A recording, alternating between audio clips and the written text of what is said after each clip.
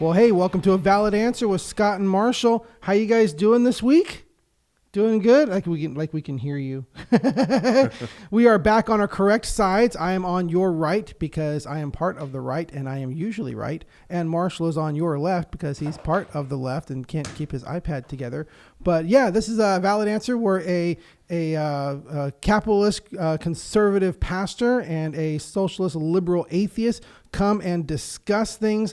All kinds of things. And you're also part of I saw you on Facebook, you were doing some kind of debate. Tell me a little bit about that. It's a different type of forum, right? It's like an actual, like you get kicked out of the forum if you lose or something like that. What happens there? That's the Thunderdome debate group. Thunderdome debate group. And we've never actually kicked anyone out yet because nobody has gone on for a formal debate, maybe because it's hard to find perfectly objective judges, but we've had a lot of informal discussions and debates. So what did I see? Because it seemed like it was something new. I thought it was something that was happening that was fairly new. What did I see? Well, I probably sent you an invite to the group, and the idea being you could scroll through there and get ideas for our shows, things that you might want to talk about or go over. So I was kind of hoping you'd join, not necessarily to participate, although you're welcome to. But I thought by joining ideas. I had to participate. No. Okay. No. Yeah, because I like having discussions, but I don't really like actually having debates and like, okay, so then I got to have this chart and this here. I don't have time to. They're pretty good though. I'm not a lawyer that I got to have all. I don't have the time to invest into this like a lawyer would have to have. Here's all these points. Here's this. I'm just you don't like evidence. I understand. Well, no, I like evidence. I just don't like having to. Okay, I'll give you that one as a great straw man.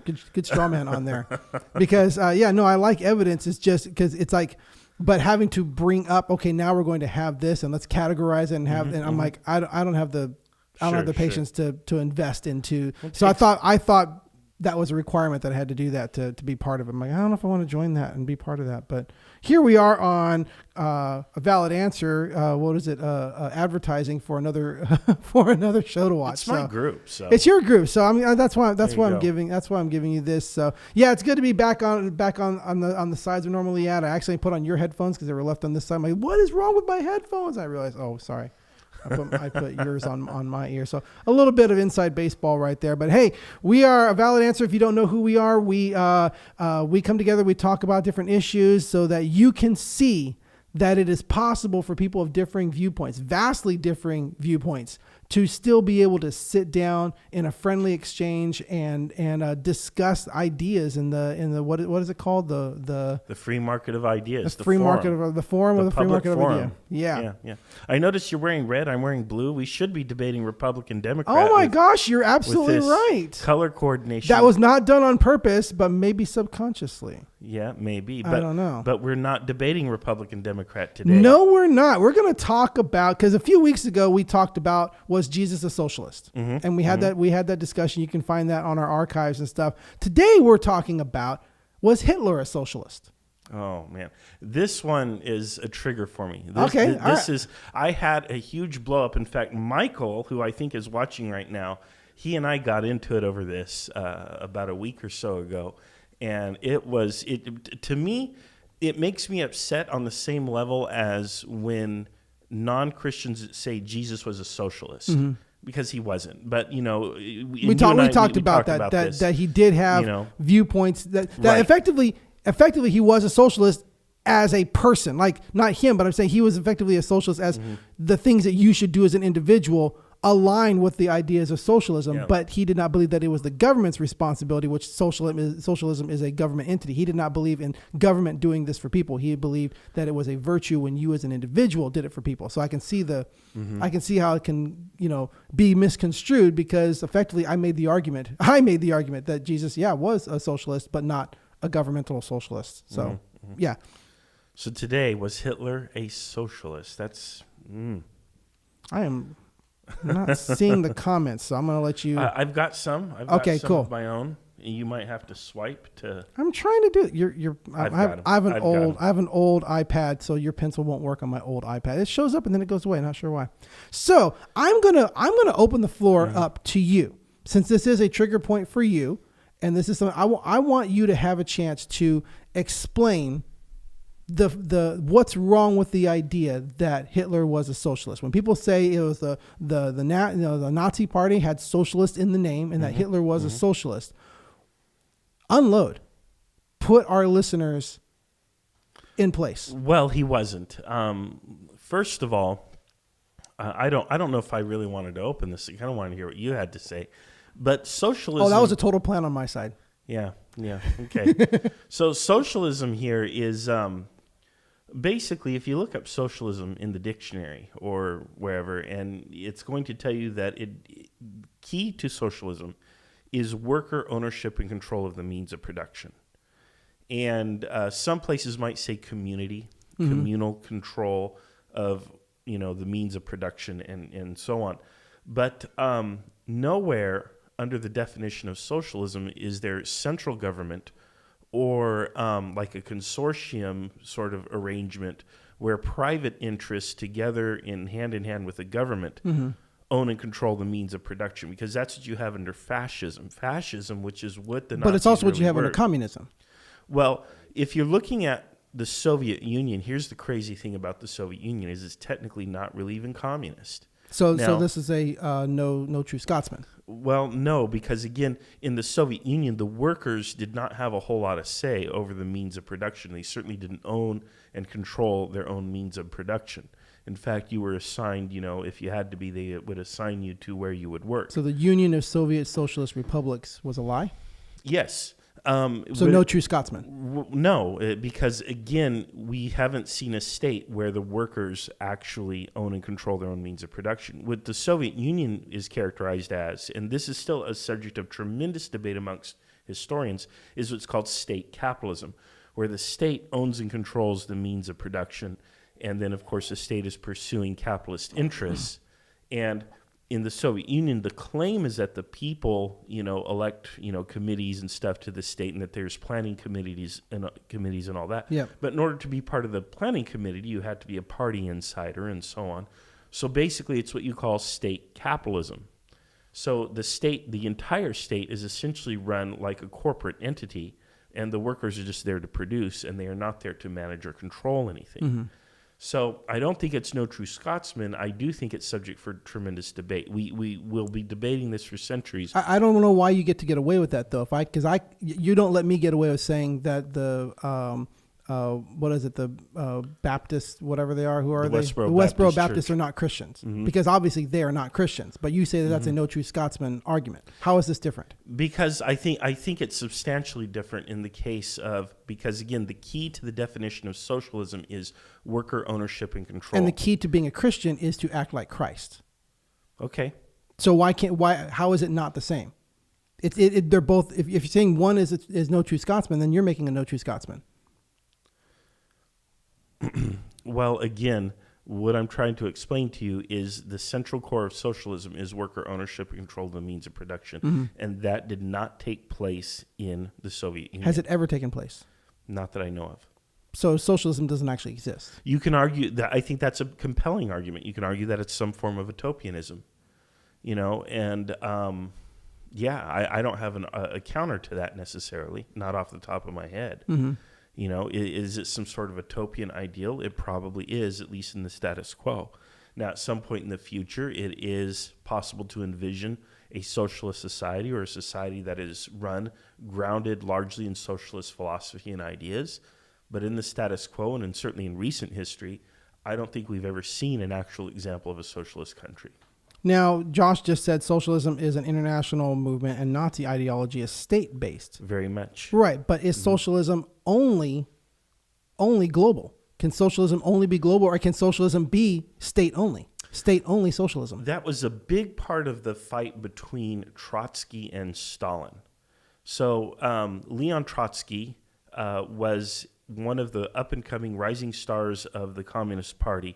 He was eventually pushed out of the Soviet Union and into exile by Joseph Stalin.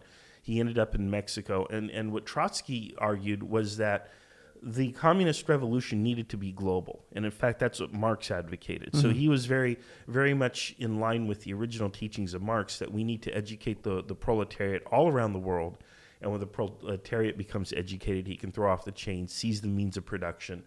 And then we have an international globalist, everything, everybody's together, all under one red banner all around the world. All the workers of the world unite, if you will. Stalin, on the other hand, was like, we really need to get the Soviet Union ironed out and make the Soviet Union an example. And he really didn't care about what was going on in China or Europe or anywhere else, except to the extent that it impacted the Soviet Union. So for Joseph Stalin, he was looking inward at the well-being of the Soviet Union, whereas Trotsky wanted to see this international, global, revolution. Does being inward make it not socialism? No. Okay. And what ended up happening, of course, was Stalin had Trotsky assassinated in Mexico City. So, yeah, he literally got bludgeoned to death with a hatchet. Ouch. While sitting at his desk in Mexico. So that's what became a Trotsky. And at the end of that was just Stalin was it. So he eliminated a fierce critic, So Nazism being centered on nationalism, does that necessarily make it not socialism? Well, when you look at Nazism, first of all, Nazi ideology was fascist. Either way, I'm just saying, does an ideology that is focused on nationalism make it not socialism? Can you have a nationalist socialism to where your socialism for the workers is for the workers of your country only? And you can argue that's what you see in China. You can argue that that's what happened in Vietnam, although really... Vietnam was more nationalist than it was communist, in its revolution. So, yes, I think you can have that, but again, there's absolutely nothing communist about Adolf Hitler, and there's really nothing socialist hardly. He co-opted the name. When he formed the Nazi Party. When was that? In fact, actually, I don't think Hitler formed the Nazi Party. It was formed, he was one of the early backers, if you will, who rose to prominence very quickly. When did it become the Nazi Party? Oh, I would say somewhere between 29 and 31. Okay. Thereabouts, in that ballpark. I don't know the exact year. Right, but somewhere in the late 20s, early 30s. Gotcha. So, he became chancellor in 32. 32? I think 32. Okay. And then he took power within months after that, after the death of Paul von Hindenburg.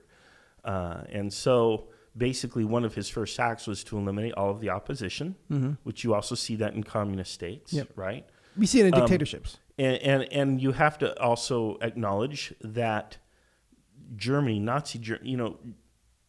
was the birthplace of socialism, modern socialism. Social Security was created in Germany, was invented.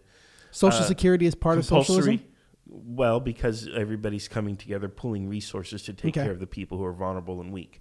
Compulsory education was initiated in Prussia under Frederick the Great.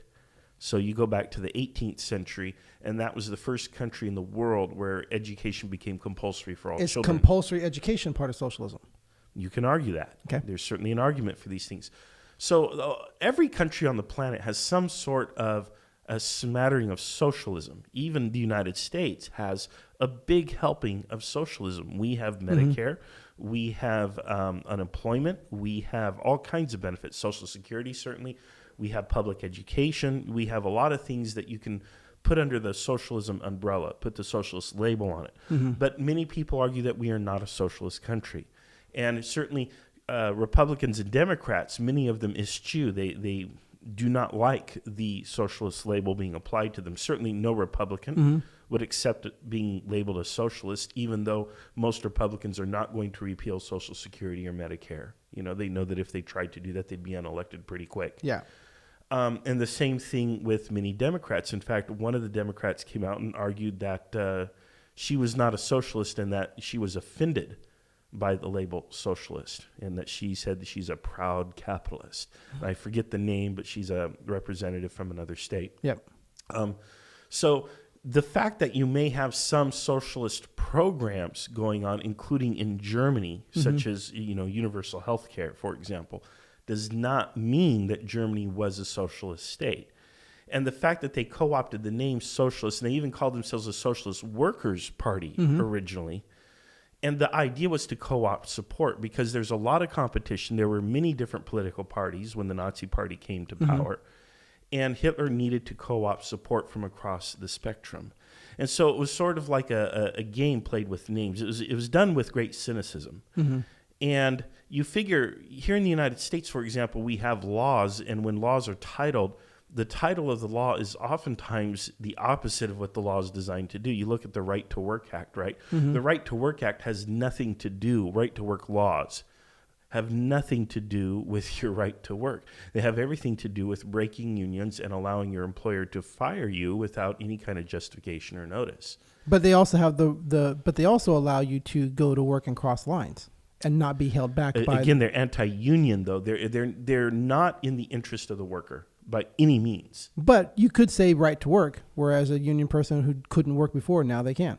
They can choose to cross the line and work. Right, and but not the be punished. idea is to accelerate the race to the bottom by breaking unions and creating competition for jobs between union and non-union personnel.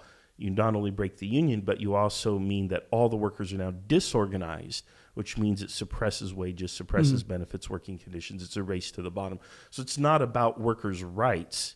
It's about, improving the bottom line for the corporate, for the capitalist. So again, Hitler very cynically co-opted the term Socialist Workers' Party. How do you mean cynically? The NASDP or whatever it was originally the Workers' Party, Socialist Workers' Party. How do you mean? How do you mean cynically? What do you have that shows that he did not believe in it? Well, it was specifically done to fool the innocent, and in fact, we can look this up. We can quote here.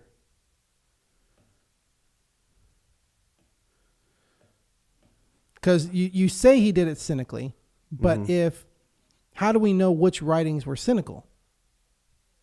If he wrote things that were pro-socialist, how do you show that was, a lie and he really meant this? Yeah. Okay. So the final paragraph of this on Snopes, and I really like the Snopes entry on this one. I know some people have mixed feelings about Snopes, but they did a really good job quoting sources from different people. And German historian and National Socialism expert Joachim Fest. So this isn't really Snopes. This is an expert quoted by Snopes. The ideology took a leftist label chiefly for tactical reasons. It demanded within the party and within the state a powerful system of rule that would exercise unchallenged leadership over the great mass of the anonymous. And whatever premises the party may have started with by 1930, Hitler's party was socialist only to take advantage of the emotional value of the word, and a workers' party in order to lure the most energetic social force. He's saying that they adopted the Workers' Party in 1933? 1930, by 1930. By 1930. And whatever premises the party may have started with by 1930, the party was socialist only to take advantage of the emotional value of the word. So basically, again, he continues and says that the socialist slogans were merely movable ideological props to serve as camouflage and confuse the enemy. How does he have proof for that?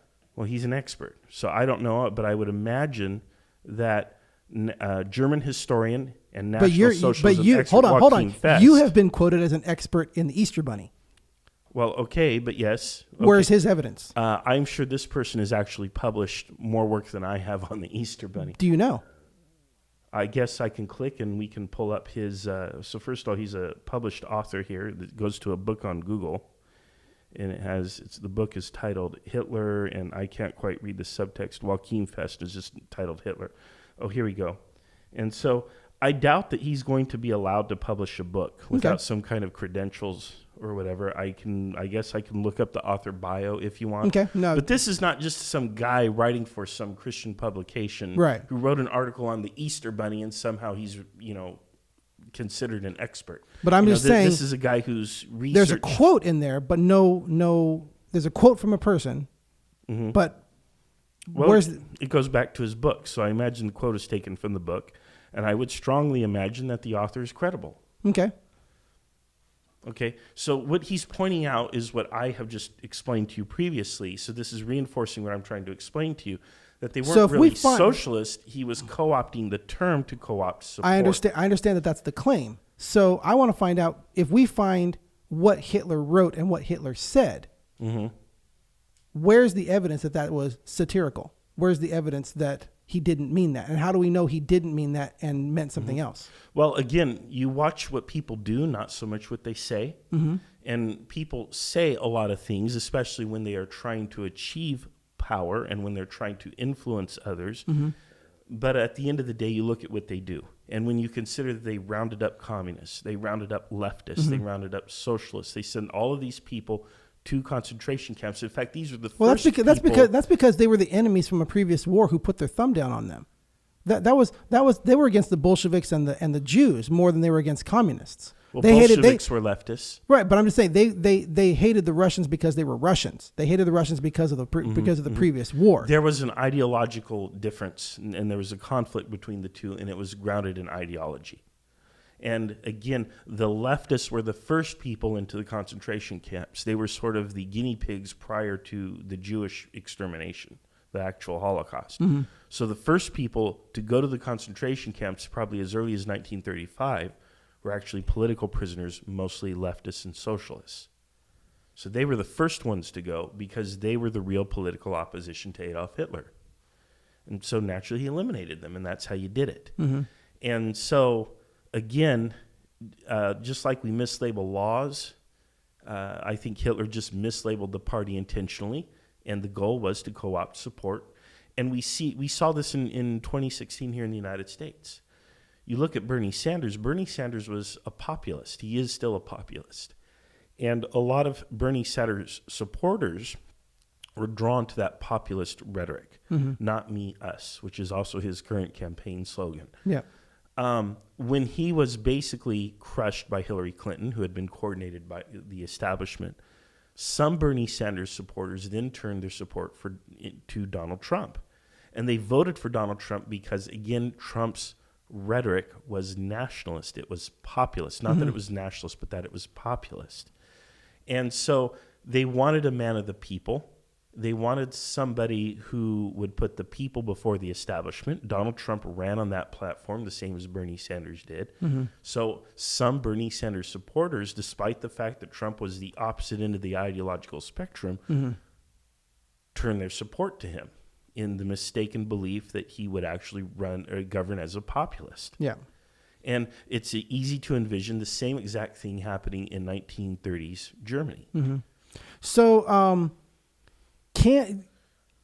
if a socialist ideology, does it put the priority on the individual or the community?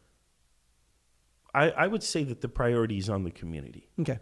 But you find that you also find that in fascism. In fact, the individual under fascism is virtually non-existent. It's about the state.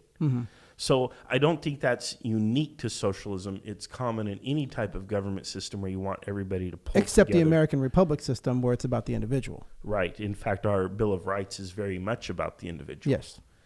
So you look at American propaganda during things like wartime, and we are trying to fight back against that, and we're trying to encourage people, hey, pay attention to the needs of the country, give up your individual, luxuries and preferences. Yes, sacrifice for the war make an effort. individual choice to sacrifice, not Right. we're going to tax you and take it away from you. Right. So that's a plea to the humanity of the person to choose as an individual to make a sacrifice. That's completely reasonable. But there were some. That's what we do. That's what I do at a church every Sunday. Is say, hey, make a sacrifice to pay the tithe. But that's your choice. We don't walk up to people. We don't pull it. We don't force them. That's the difference between socialism and in a democratic republic that's there to protect the individual. Socialism will say, we will just tax you at gunpoint and force you to give us money to help these people. There's nothing sacrificial about it. It's that's how we tax intentional. now. I know, that's what I'm saying. But I'm just saying, you're trying to equate when, it's time of war and the American government said, hey, let's all make sacrifice and, let's come up and step up. That wasn't Well, some of the sacrifices were compulsory, but, I don't want to compare apples and oranges. Yeah. The only thing I want to say is that it's common, both in fascism and under socialism, that the individual's needs are subordinate to the needs of the greater whole, the community. Okay. So was Hitler ever a socialist? I don't know. Would that make a difference to you? Again, he said a lot of things, but I'm most interested in what he did. Just like Hitler was a Christian, and Nazi ideology was very much grounded in Christian ideology. In fact, the Nazi belt buckle, complete with swastika, that all the soldiers wore, literally said, "God is with us," in German. But does that mean Hitler was really a Christian? And so if we go back to your standard, which I have to concede to you, when we look at the Westboro Baptist Church, or we look at Adolf Hitler, and we look at what Jesus preached, I'm willing to concede that argument to you that it's what you do, not what you say. So by that definition, I would have to exclude the Westboro Baptist Church as an example of Christians. They claim to be Christians, but they're certainly not Christians by any Christ-like, just a rule of thumb looking at, well, here's what Jesus taught, here's what Westboro Church does. No, that doesn't seem Christian to me, so I'm going to go ahead and give you that one. Okay. And likewise, when you look at Adolf Hitler, I don't see anything that he did that is remotely close to Christian behavior. Well, I want to talk about what I found here. Sure. And that I want to go back because I've been on evidence, and I want to go back to the Facebook. I've been missing all the comments. But I want to go back to that. It did not start as the National Socialist Workers' Party. It was just the German Workers' Party, 1919, that Hitler joined in 1919 and became the head of propaganda in 1920. Before it was named the Nazi Party, it was still just the German Workers' Party. And he helped co-write the 25-point manifesto and presented it himself and read it himself in the public forum. So he wrote this for the German Workers' Party. All right. We demand that the state be charged first with providing the opportunity for a livelihood and a way for other citizens. Does that sound socialist? Yeah, sure. The first obligation of every citizen must be to productively work mentally or physically. Very much, yeah. The activity of individuals is not to counteract the interests of the universality, but to have its result within the framework of the whole for the benefit of all. That's good. Remember that one. Asterisk that one because I want to get back to it. All right, we demand the breaking of debt interest slavery. In consideration of the monstrous sacrifice and property and blood that each war demands of the people, personal enrichment through a war must be designated as a crime against the people. Therefore, we demand a total confiscation of all war profits. Asterisk that one for sure. Okay. We demand the nationalization of all previous associated industries. So that's not necessarily what you were talking about. We demand a division of profits of all heavy industries. We demand an expansion on a large scale of old age welfare. Does that sound socialist? Sure does. We demand the creation of a healthy middle class and its conservation. I'm liking this stuff. Yeah. We demand the immediate communalization of the great warehouses and their being leased at low cost to small firms. The utmost consideration of all small firms in contracts with the state, country, or municipality. Nice. We demand struggle without consideration against those who actively is injurious to the general interest, common national criminals, ussurers, profiteers, and so forth to be punished with death. Wow. Guillotine, that's you. There you go. We demand subsidization of a German common law in place of the existing Roman law, which serves a materialistic world order. Does that sound socialist? Sure does. The state is to be responsible for a fundamental reconstruction of our whole national education program to enable every capable and industrious German to obtain higher education. Every German. But it does sound socialist, right? It sure does. Right? The comprehension of the concept of the state must be striven for by the school as early as the beginning of understanding, so required school learning. We demand the education at the expense of the state of outstanding intellectually gifted children of poor parents without consideration of possession or profession. Position or profession, so, everybody has a right to school. The state is to care for the national health by protecting the mother and child, by outlawing child labor, by the encouragement of physical fitness, by means of the legal establishment of a gymnastic and sport obligation, by the utmost support of all organizations conceded with the physical instruction of the young, so health care. We demand legal opposition to known lies and their that's a long word, through the press. Promulgation through the press. Publications which are counter to the general good are to be forbidden. We demand legal prosecution of artistic and literary forms which exert a destructive influence on our national life and the closure of organizations opposing the above made demands. And lasting recovery of our nation can only succeed from within on the framework, the good of the community before the good of the individual. For the execution of all this, we demand the formation of a strong central power. Now, this is what you're saying is not socialist, and I can concede that one to you. and the leaders of the party promise, if necessary, by sacrificing their own lives, to support by the execution of the points set forth, above all, without consideration.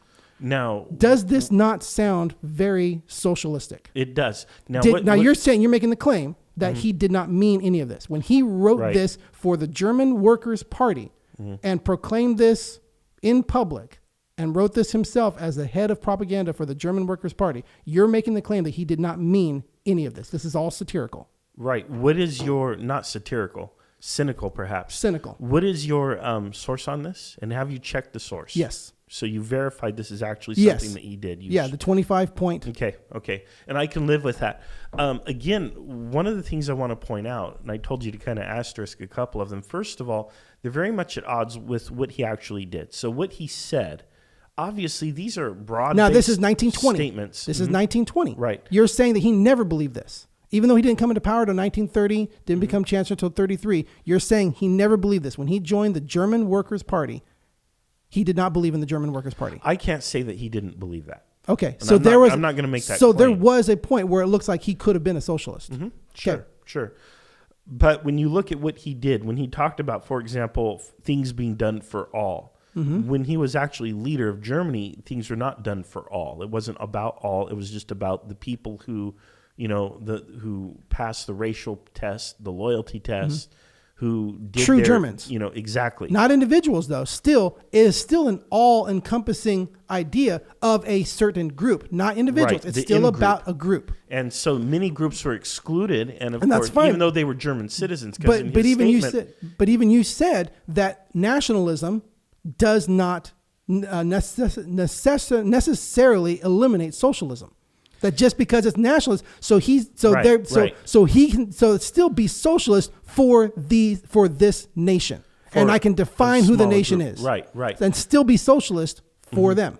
Communism in particular is a form of socialism, however, which argues that national barriers should be abolished. Right. So freedom of movement. Communism is socialism is worldwide socialism, and basically fascism, among other things, is national socialism. Right. And when you and when you look at, for example, corporate profits, there were a lot of profiteers who got fabulously wealthy. The inside group, the inner circle of Nazis, got fabulously wealthy off war profits.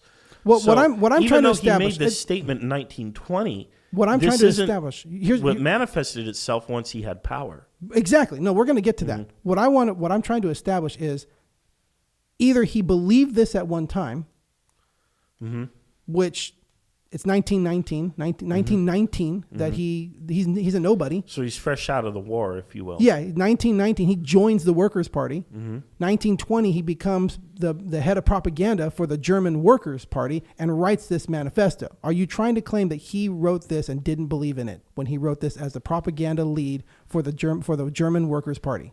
I don't know his motivation, and I don't know if anyone has evaluated this. I'm sure they have. And assessed his motivation. It is entirely possible he wrote this with the aim of simply becoming more powerful, being popular, and he was 30 years old. If you will, he was 30 years old at the time. He wasn't. So you're trying to make the claim that his strategy was this deep that 10 years before he planned this. Why not? He planned to say, okay, so I'm going to fake being a socialist and write all this propaganda for socialism so that people will vote for me. And then once elected, he ran things the way he wanted to. So that's the claim you're trying to make, is that he did this on purpose as a distraction. Well, to co-opt support. Why? Because, again, to co-opt support, to gain power. And then once he was in power and he had the power to implement all of these different points, what did he do? He did many things that were antithetical to this, that were the opposite. He allowed war profiteering to take place. He excluded many Germans, patriotic Germans. In fact, Germans who even supported him originally. There were Jews who supported Adolf Hitler at the outset. Because, again, the real Hitler didn't show his true colors until sometime after he was finally in power. So, again, like I said, there were Jews who even supported the Nazi Party initially. Because he didn't fire that up until basically it was past the point of no return. Okay, so go ahead. So the real Adolf Hitler came out from behind the curtain, after 33, probably around 35, And at that point, it was too late to do anything because the opposition had been outlawed. So what did we learn from that? Well, we've probably learned not to support demagogues. I think that's one of the things that we have to pay attention to.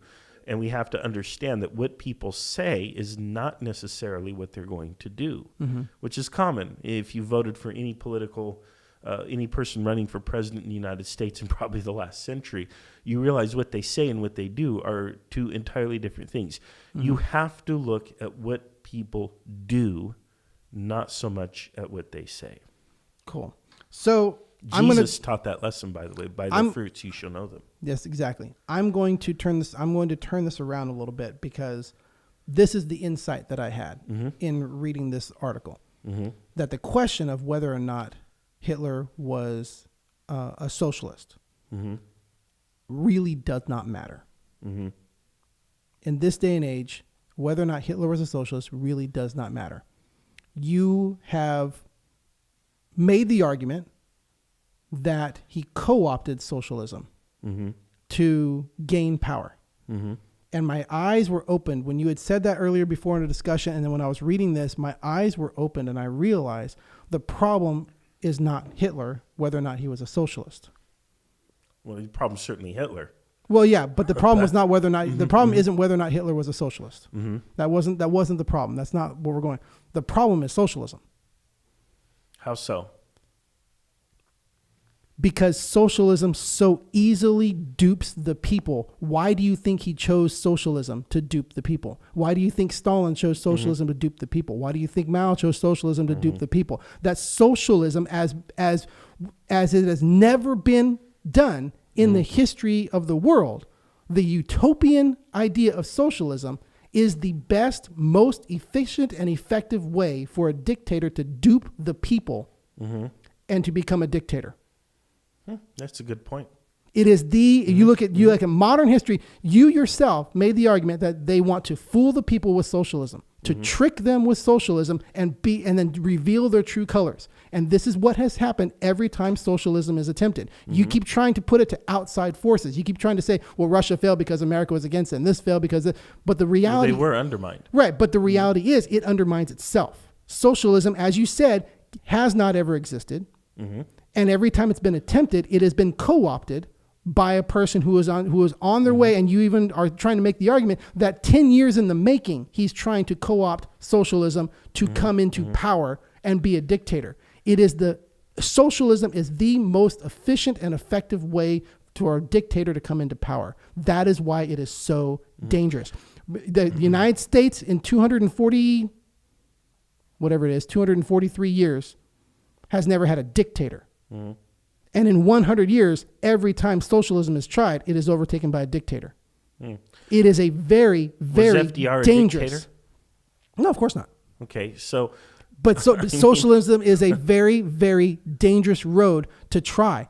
It is caused the attempt to make a socialistic utopia. And even Hitler was claiming to try to make a utopian socialist utopia. He betrayed the revolution. And that's fine. Either way. And that's what the book Animal Farm is about. And that's fine. The revolutions often get betrayed. But here's the thing. You don't get to judge others by their actions and judge yourself by your intentions. It doesn't matter what the intentions are of socialism. Every time socialism is tried, it is turned into dictatorship. Well, it doesn't matter what the intention. There is a step in the move to communism called dictatorship of the proletariat. Yeah, it does. But I'm just saying, that's actually part of the transition to communism. So yeah, socialism does incorporate dictatorship. It does. If you follow Marx, the closer you are to Marx, the more likely you are to see dictatorship. Anytime to quote but the Hitler, idea is, anytime to quote Hitler that the good of the community before the good of the individual. You can justify whatever atrocity you want as long as your government is established for the good of the people. Right. That's what socialism sets up. Socialism sets up the path, the most effective and efficient path for a dictator to take control by duping the people to say everything I'm doing is for the good of the people instead of the individual. As long as your government is set up to protect the individual, you won't have this. That's why in 240 years, we don't have a dictator in the United States, because the Constitution is there to protect the individual, not the community. So all of this move on American left to try to push towards, we have to protect the community before the individual, is guiding us towards the duping of the American people. So instead of one dictator in the United States, we have thousands of them, thousands of petty tyrants called capitalists, who are basically killing thousands of Americans by their decisions, by their actions and inactions. And the end result is, you're right, we don't have one dictator in the United States, but we have a lot of petty dictators in the United States who don't control that hold the power of life or death. Well, they don't control you now, but wait until you end up in their clutches, which it does happen. And you're one medical diagnosis 240 away years. from, 240 years. Well, 240 years. We don't have a dictator telling us how to live. The ones who are trying to tell us how to live are socialists, trying to tell us you shouldn't have a straw. You can only drink this. You can't buy this over here. Oh, you can't have a magazine that's more than 10 rounds, because that doesn't make any difference for a law-abiding citizen to protect themselves. It doesn't do anything. But those are the people who are trying to tell me how to live. Not the people who say you have individual rights. It's the socialists who are trying to tell me and try to write laws to tell me how I should live. Corporations can't do that. If I don't want to buy an apple, if I don't want to buy an apple, they write all of the laws. Doesn't matter. If I don't want to buy an Apple product, they write all of the laws. If I don't want to buy an Apple product, I don't have to. Okay, but they write all of the laws. It's my choice. It's my choice. Yeah, well. It's my choice. Socialism sets up. So my realization in this, no evidence that socialism works the way you claim. That's exactly what I'm talking about. My point is, actually, that Marshall has made the point for me, Josh. Marshall is the one who said socialism has never worked. True socialism. So here's the thing: is you need to have a robust protection of individual rights under any system, whether it's capitalism or communism or socialism or anything, any kind of ism can be co-opted by bad actors. And that's what we see. We're seeing this right now in the United States. Our republic, our democratic republic, has been co-opted by bad actors. And we have done terrible atrocities in the past.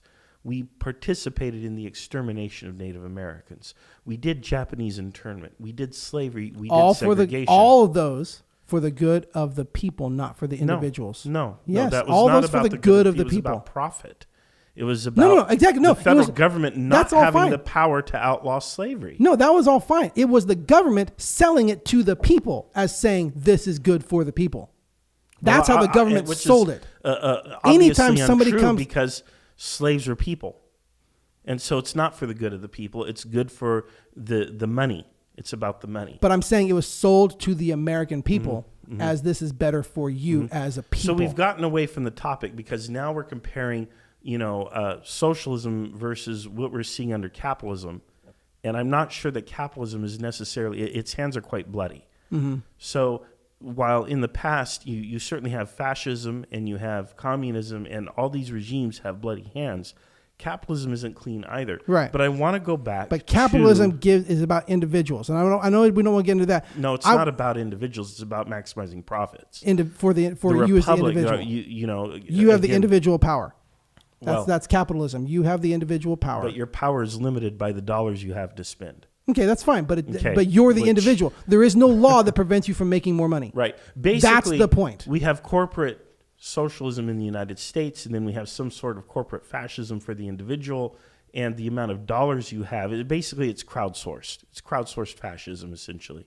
And I don't have time to get into this or to explore that. I will think on it, certainly. But again, I don't want to argue. The strong thing we have here in the United States is the Bill of Rights.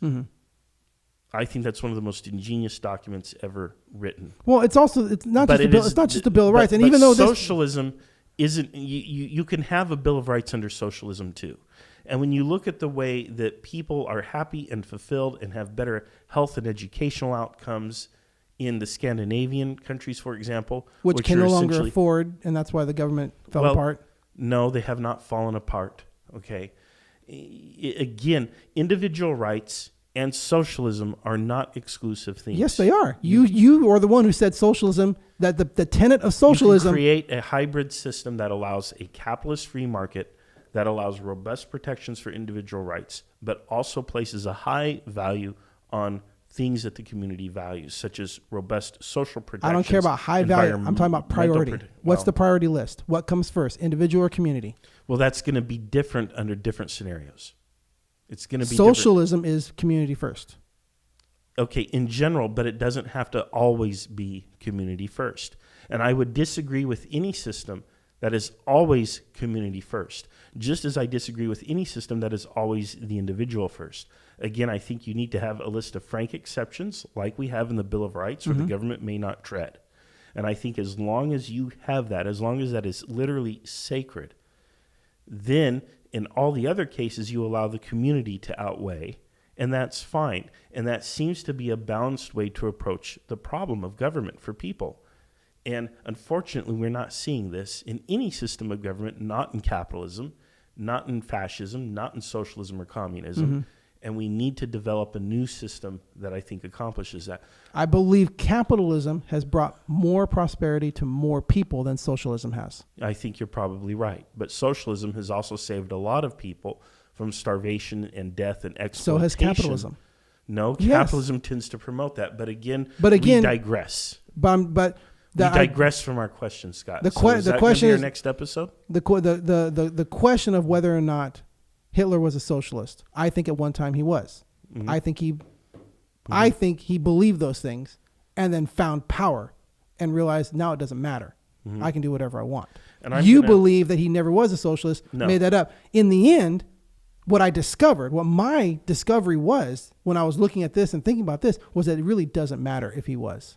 What matters is that he knew what to use to get power. And he knew what the best way was to get power and become a dictator was socialism, which is what every socialistic government has devolved to. It is the legacy of socialism, because the socialist utopia that people like you have been duped into promoting, because it can never happen, has never happened, and yet that doesn't stop you from it. It's amazing to me how much you ignore the evidence of the dangers of socialism, because you keep thinking that there is this utopia you can attain, which has never been attained at any time in human history. But you still think that it can. And that's what's dangerous about socialism, that it can dupe people into believing that it's possible. It's very dangerous. And Hitler knew that. Okay, my answer to this, my final word on this is, first of all, I don't know whether Hitler truly believed the things that he wrote. He may have at the time that he wrote them. You may be right. You may also be wrong. And I'm sure that somebody has kind of done the analysis and has a take on it. I don't have time to look that up, but I would encourage everybody out there to look up, what's the name of the document?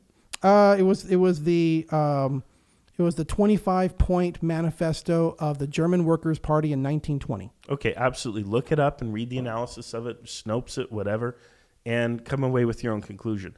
But what I think is paramount is not so much what he said, but what did he actually do some 13 years later once he came to power. Co-opted, by your words, he co-opted socialism to become a dictator. Okay, that's absolutely. What he did. Okay, so when it comes to socialism, socialism certainly is not fascism.